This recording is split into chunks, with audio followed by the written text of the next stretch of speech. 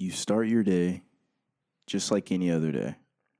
You wake up, you make breakfast, you make sure you have everything you need before your commute to work. Keys, wallet, phone, all good to go. You start your car, you open your music app of choice, and the options are endless. You select a hand-curated weekly mix made specifically for you, and everything was done digitally. So take yourself back to before we had our phones to do everything for us. We used radios, CDs, cassette tapes. I personally can't tell you the last time I used any of these things, especially a CD. If I can recall, I've only held a cassette tape once. Physical media is quickly becoming a thing of the past.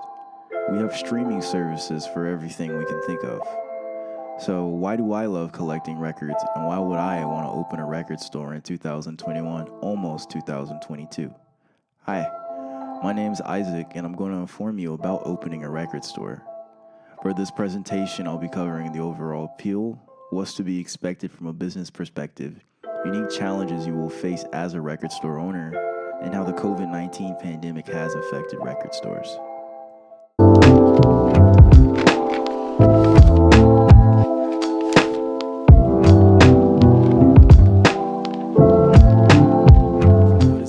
Of opening a record store and vinyl records in general.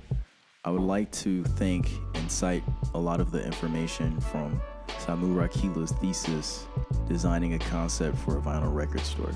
Samu was a business administration student at the Laurea University of Applied Sciences in Vantaa, Finland. Their thesis was published in 2019, and the thesis was on par with what I wanted to explore. In my best summary, the niche market is specialized to survive amongst its competitors because of its unique appeal. A niche market is something known for its unique demographic. For example, vegan hygiene products, craft beer. The fact that it's unique makes it stand out from other competitors. Now you're probably asking yourself, what makes a vinyl record no different than a CD? It's just a big CD. But there's so much more to it. It's your favorite albums in a grand scale to advertise. It's iconic. That's why I think good album art's so important. You instantly recognize the piece of music. Think of some of your favorite albums and how you see the front cover. A lot of the time, labels release special editions of albums with exclusive artwork, stickers, things you couldn't just get from a normal CD. So it creates a collector's kind of exclusivity to it. It's a one-of-a-kind feeling. And record stores are an entire venue dedicated to that feeling. A vinyl record is a conversation to be had about that artist and their work with other people who more than likely share that same passion. However, compared to CDs, vinyl records have continued to increase in popularity, so much so that the retail value for CDs has decreased while vinyl has increased. That's a lot when you compare this to the amount of revenue with streaming, which leads us to our next question. The process and what should business owners consider when opening a record store.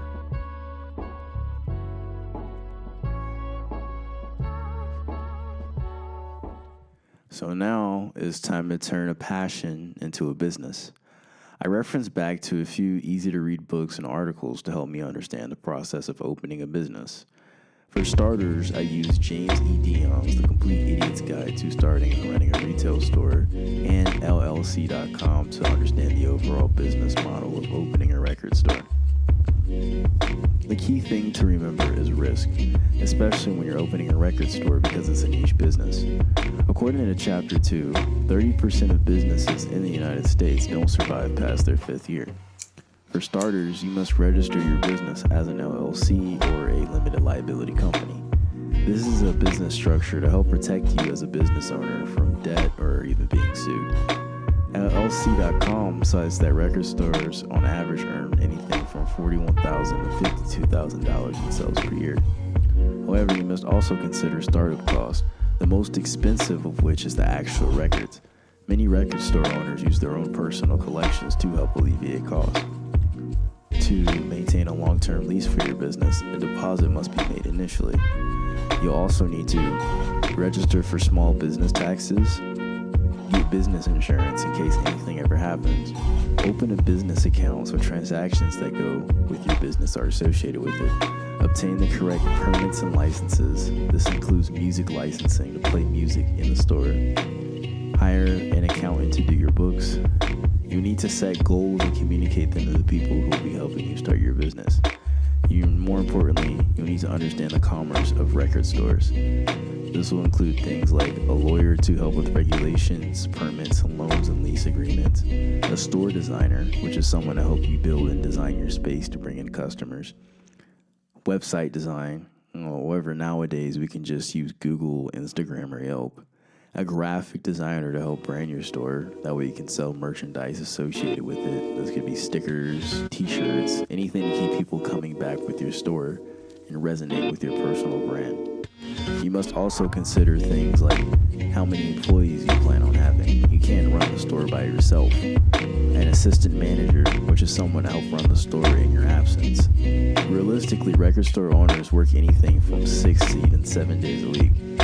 You'll also need to understand your customer database, who comes in, buys what, and then how you can adjust to that. Chapter 3 of An Idiot's Guide defines 2 things. Market potential, which is will there be enough people interested in your services or product, and then understanding product industry, which is what makes your product different. What does the industry of this product consist of? Many record store owners specialize in, I would say, as a niche business model, they specialize in niche things. Some record store owners specialize in vintage and very, very old records. Some specialize in very, very rare records. Some even specialize in very rare pressings of records or sell a specific genre of things.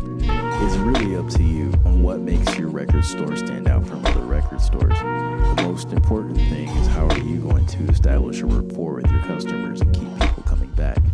This is why location is one of the most important things to consider when opening a record store.